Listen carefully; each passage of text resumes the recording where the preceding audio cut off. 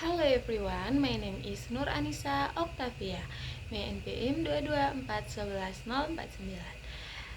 Prodi Manajemen Fakultas Ekonomi dan Bisnis. Nah, di sini saya akan membahas tentang definisi dan penetapan SKP dan STP.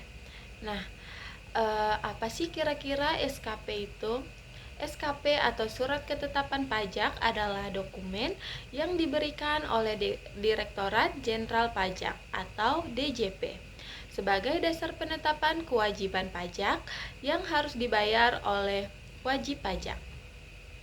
Penetapan SKP dilakukan setelah DJP melakukan pemeriksaan atau penghitungan pajak yang mencakup pajak penghasilan atau PPh, pajak pertambahan nilai atau PPN, dan pajak lainnya. Penerbitan surat ketetapan pajak hanya terbatas kepada wajib pajak tertentu yang disebabkan oleh ketidakbenaran dalam penghasilan STP atau karena ditentukan data fisikal yang tidak dilaporkan oleh wajib pajak. Surat tagihan pajak mempunyai kekuatan hukum yang sama dengan surat ketetapan pajak, sehingga dalam hal penagihan dapat dilakukan dengan surat paksa. Yang kedua ada fungsi surat ketetapan pajak atau SKP. Surat ketetapan pajak berfungsi sebagai yang pertama menjadi dasar hukum bagi DJP untuk menagih pajak yang terutang. Yang kedua yaitu menyediakan informasi kepada wajib pajak mengenai jumlah pajak yang harus dibayar. Yang ketiga yaitu memfasilitasi penyelesaian sengketa pajak antara wajib pajak dan DJP. Yang keempat yaitu sarana untuk mengenakan sanksi administrasi perpajakan. Yang kelima ada sarana administrasi untuk melakukan penagihan pajak.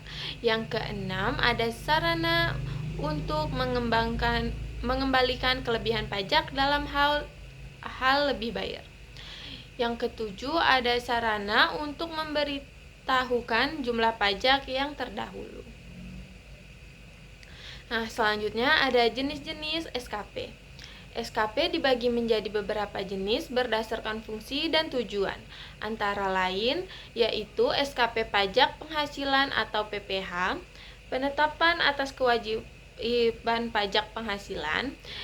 Selanjutnya ada SKP pajak pertambahan nilai atau PPN, penetapan atas kewajiban pajak bertambah nilai. Selanjutnya ada SKP pajak bumi dan bangunan atau PBB, penetapan kewajiban pajak atas bumi dan bangunan. Selanjutnya ada SKP sanksi administratif, diterbitkan akibat pelanggaran ketentuan perpajakan. Selanjutnya ada pembetulan SKP. Perlu diketahui ruang lingkup dari pembetulan ketetapan pajak terbatas pada kekeliruan dan kesalahan dari kesalahan penulisan nama, alamat, NPWP, jenis pajak, nomor surat, tahun atau masa pajak, dan tanggal jatuh tempo. Selanjutnya ada kesalahan penghitungan dari penjumlahan, pengangguran, perkalian maupun pembagian dari satu bilangan. Selanjutnya ada kekeliruan dalam menentukan atau pemaparan taruh persentase penghasilan neto, penerapan saksi administrasi, PTKP atau perhitungan PPh, tahun berjalan, dan pengkreditan pajak.